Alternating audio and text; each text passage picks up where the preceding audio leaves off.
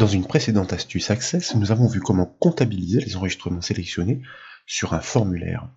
Pour cela, il nous avait suffi de faire la somme des cases cochées. Mais ces cases conservent leur état puisqu'il s'agit d'un champ de type oui/non dont la valeur est forcément stockée dans la table d'origine. Avec cette nouvelle astuce, nous allons comprendre comment réinitialiser ces états à la fermeture du formulaire Access. Pour l'étude de cette astuce, nous avons besoin de récupérer les travaux amorcés jusqu'alors, et bien sûr, cette base de données est offerte au téléchargement depuis le site bombache.fr. Et dès lors que vous l'aurez ouverte, je vous invite à double-cliquer sur le formulaire F-Source depuis le volet de navigation afin de l'exécuter. Et puis, avec la première liste déroulante, nous allons choisir un département.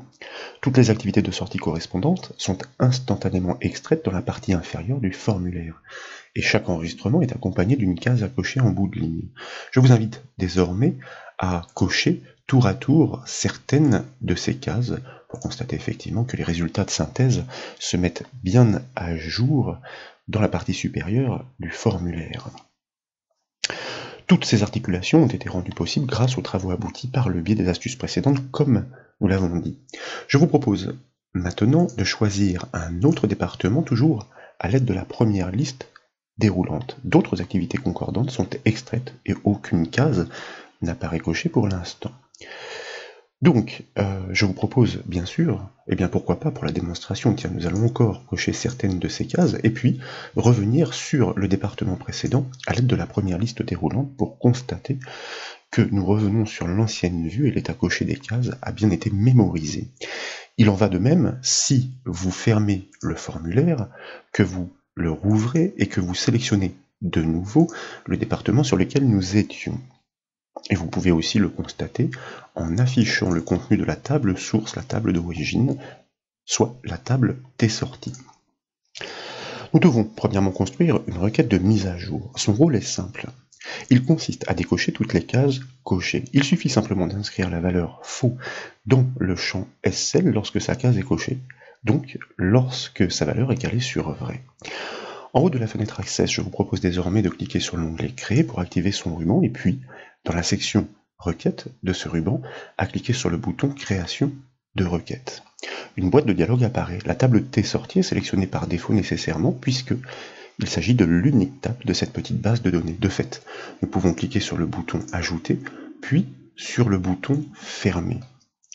Nous ajoutons ainsi la table T sortie dans l'éditeur de requête. Elle apparaît dans sa vue schématisée avec l'énumération de ces champs. Et précisément, désormais, je vous propose de double-cliquer sur le champ SL de la case à cocher pour l'intégrer directement dans la grille de requête. Ensuite, en haut de la fenêtre Access, plus précisément dans le ruban contextuel créé, je vous propose de cliquer sur le bouton Mise à jour. Nous transformons ainsi la requête sélection en requête d'actualisation des données. À ce titre, vous voyez apparaître la ligne mise à jour dans la grille de requête.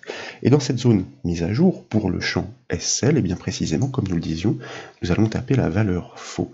Et puis, nous allons nous positionner dans la zone critère située juste en dessous, et là, nous allons taper la valeur booléenne vrai. Ainsi, nous intimons de décocher uniquement les cases dont l'état est effectivement coché. Je vous propose ensuite d'enregistrer cette requête avec le raccourci clavier CTRL-S sous le nom, par exemple, suffisamment explicite R_actualisé, nom que nous validons avec la touche entrée du clavier. De fait, elle apparaît désormais listée dans le volet de navigation sur la gauche de l'écran avec une icône tout à fait explicite. Comme nous l'avons dit, cette requête doit être exécutée à la fermeture du formulaire afin de réinitialiser l'état de toutes les cases dans la table source. C'est donc une action de macro qui doit être déclenchée sur cet événement bien précis. Tout d'abord, nous allons fermer cette requête qui n'est pas amenée à être exécutée seule. Et puis de retour sur le formulaire, nous allons cliquer sur la flèche du bouton affichage dans le ruban accueil, et dans la liste des propositions, nous allons choisir le mode création.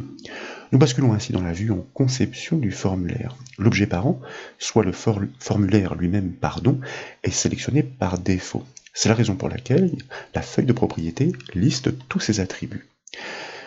Sur cette feuille de propriété précisément, je vous invite à cliquer sur l'onglet événement pour pouvoir l'activer, et puis nous allons cliquer dans la zone de son événement sur fermeture que vous allez pouvoir trouver un peu plus bas. Donc vous voyez, il est ici. Ainsi, nous activons les attributs, les options que nous pouvons déclencher sur cet événement.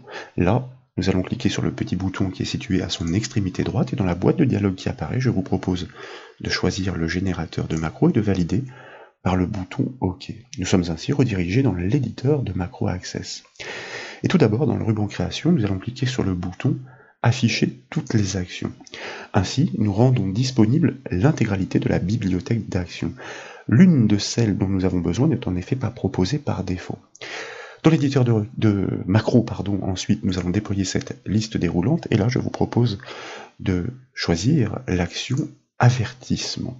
Par défaut, son attribut avertissement actif est réglé sur non, comme vous pouvez le voir. Grâce à lui, nous allons pouvoir exécuter la requête de mise à jour en toute transparence. En d'autres termes, aucune alerte ne sera déclenchée pour demander à l'utilisateur de confirmer les modifications qui vont être réalisées dans la table d'origine. Ensuite, avec la liste déroulante, nous allons choisir d'exécuter notre requête. Pour cela, tout simplement, nous devons choisir l'action qui se nomme ouvrir requête. Encore faut-il préciser de quelle requête il s'agit. C'est pourquoi, dans la zone nom de la requête, nous allons choisir celle que nous venons de créer, la requête R actualisée, donc la requête mise à jour. Les autres attributs ne sont pas utiles à régler. Une requête mise à jour se déclenche sans apparaître en effet. De fait, dans le ruban création, nous pouvons cliquer sur le bouton enregistrer, puis sur le bouton fermer. Et puis de retour sur le formulaire, bien entendu, je vous invite à l'enregistrer pour mettre à jour la liaison entre l'événement qui lui est attaché sur fermeture et la macro que nous venons de concevoir. Dès lors, nous pouvons exécuter ce formulaire avec la touche F5 du clavier. Je vous propose de choisir un département différent, un de ceux que nous n'avons pas encore utilisés, pour cocher certaines cases afin de constater que les états vont bien être mémorisés, vont bien être conservés. Et bien entendu, si nous revenons sur un autre département que nous avions utilisé, vous constatez que l'état des cases cochées pour les enregistrements que nous avions sélectionnés est effectivement mémorisé. Désormais, je vous invite à fermer ce formulaire, puis à le rouvrir en double-cliquant directement sur son nom depuis le volet de navigation. Et désormais, lorsque vous sélectionnez l'un ou l'autre des départements que nous avions utilisés, vous constatez que toutes les cases à cocher ont été réinitialisées. Plus aucune d'entre elles n'est cochée. Il en va de même si vous basculez, comme nous venons de le faire, sur les autres départements exploités au cours de la démonstration de cette astuce. Et pour preuve, effectivement, tous ces champs de type oui/non sont parfaitement purgés dans la table d'origine. Voilà donc pour cette nouvelle astuce, j'espère qu'elle vous a plu. Si c'est le cas, comme toujours, je compte sur vous pour mettre un petit j'aime à la vidéo, et comme vous le savez, vous pouvez retrouver toutes les formations et astuces sur le site bombache.fr. Je vous remercie.